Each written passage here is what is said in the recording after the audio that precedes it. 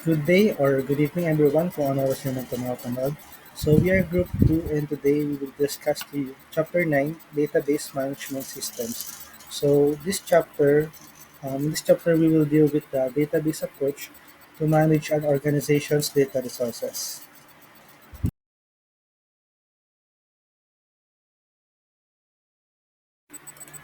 Numerous systems, referred to as legacy systems, are identified by their utilization of the flat file method for data administration. So in this context, users possess their individual data files.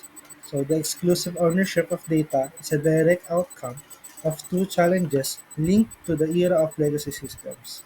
The initial challenge pertains to a corporate culture that establishes obstacles between different organizational divisions, preventing the comprehensive integration of data across the entire entity. And the second challenge arises from limitations in the technology used for flat file management, which necessitate the arrangement of data files according to the specific requirements of the primary user. Consequently, identical data employed in slightly varying manners by distinct users may necessitate restructuring and duplication in separate physical files. So, for this one, Figure 9.1 provides a visual representation of this model, which you can see on the next slide. Within this diagram, which is the Figure 9.1, the contents of files are conceptually depicted using letters. Each of these letters has the potential to denote a singular data attribute or field, a record, or even an entire file. So it is worth highlighting that data element B is found in every user's files. This situation is called data redundancy and leads to three distinct categories of challenges in data management, which are storage of data, updating of data, and ensuring the current status of information. These issues, along with the fourth problem known as task data dependency, which is not directly linked to data redundancy, will be further explored in the following sections. Previously, in the first chapter, it demonstrated that a streamlined information system acquires and retains data in a singular instance, subsequently offering these sole source to all requisite users. However, this seamless approach is unattainable within the flat file framework. To fulfill individualized data requirements of users, organizations are compelled to bear the expenses of conducting numerous data collection and storage processes. In fact, certain frequently utilized data might be replicated numerous times. It could be dozens, hundreds, or even thousands of instances, leading to an undue burden of storage expenditures. In the context of organizations, a substantial volume of data is stored within master files and reference files. These files need to undergo regular updates in order to accurately mirror operational and economic shifts. So, for example, alterations in customer details like names or addresses necessitate corresponding adjustments in the pertinent master files. This specific piece of information could hold significance for various departments within the organization, including sales, billing, credit, customer services, sales promotion, and catalog sales. So, in scenarios where users uphold distinct files, any such modification must be implemented separately for each user. This inevitably contributes to a substantial increase in the expenses associated with managing data. Currency of information and task data dependency. In currency of data information, in contrast to the problem of performing multiple updates in a problem of failing to update the files of all users affected by the change, if update messages are not properly disseminated, then some users may not record the change and will perform their duty and make decisions based on outdated data. And for the task data dependency, another problem with the flat file approach is the user inability to obtain additional information as his or her needs change. This problem is called task data dependency. The user's information set is constrained by the data that he or she possesses and controls. Good day, everyone. I'm Glenda Organista, and let's proceed with the discussion. So, earlier it was mentioned that there are issues like data redundancy as well as problems with flat file. And in order to address those issues, the database approach was formed. And as you can see here in the illustration, we have various users, same three users in flat file management, and we also have different programs. And these programs will then be integrated to the database management system. And the DBMS will only have one storage wherein all of the data in user 123 in the flat file system will only be included in one database so that if ever one user needs the data, then it could be able to view the data. And in that sense, we can avoid data redundancy since there's only one database available. Next slide.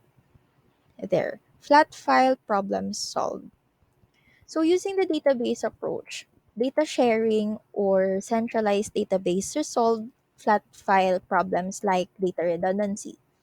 So since each data element is stored only once, then we can reduce data redundancy and storage cost. Next is single update. Each data element is only found in a single database. Therefore, there is only one update operation needed. So this cuts down the time and money needed for updating the database, unlike the flat file system, where each program must have its own update. Current values. So here, for example, when user 1 records a customer address change, user 3 has immediate access to this current information. So any modification to the database by a user results in updated data values for all other users. And lastly, task data independence. So users get access to all of the data that the company has available. Users' information needs can be more easily met than under the flat file approach as they extend beyond their immediate area of interest. Users also are only constrained by the restrictions of the data that the company has access to and the credibility of their need to access it. Good day, I'm Jasmine Hernandez, and let's now proceed to the controlling access to the database. The database approach places all the firm's information egg in one basket. Database access control is a technique for limited access to unauthorized individuals and limiting access to those people, database users who are permitted to view a company's sensitive data. Let's now proceed to the database management system. The database management system is like a middleman between the user's program and the actual database. Its main job is to control how users can access the database. The database management system is a special software that knows which data each user is allowed to see or modify. When a user software sends a request for a data, the database management system checks if the user has the right permission to access the data. If everything checks out, the database management system allows the user to interact with the database according to their level of authority. The database concept. This idea was designed to deal with flat-file issues in data redundancy. This example shows that we have a variety of users. Here we have three. We also have a variety of programs if the database management system requires them. These applications will be incorporated to it, and the database management system will be limited to one storage.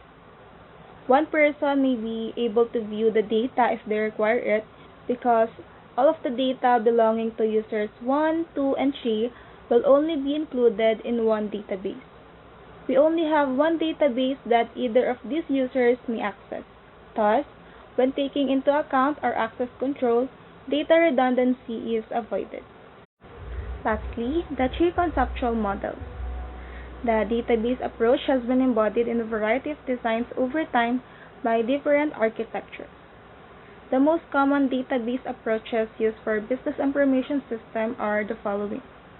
First, we have the hierarchical, second is the network, and third is the relational model. Let's now define the three of them, starting with the data is organized in a structure resembling a tree in a hierarchical database paradigm. The main root, which marks the beginning of the tree, comes first. Under the primary root, further information is organized.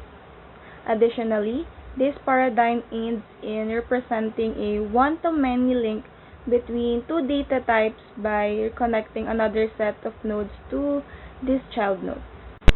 An expansion of the structural hierarchy which organizes the data in form of resembling a graph is called the network model. The database built utilizing the network model will contain more relationships between the data. This kind of data linkage makes it easier and quicker to obtain the data. In order to deficit many-to-many relationship, this paradigm is useful. Data stored in tables is called the relational database models. Tables are thus the foundation of the relational database model structure. Relations are other name for tables. The rows and columns in each table, a column reflects a attribute whereas a row comprises a column.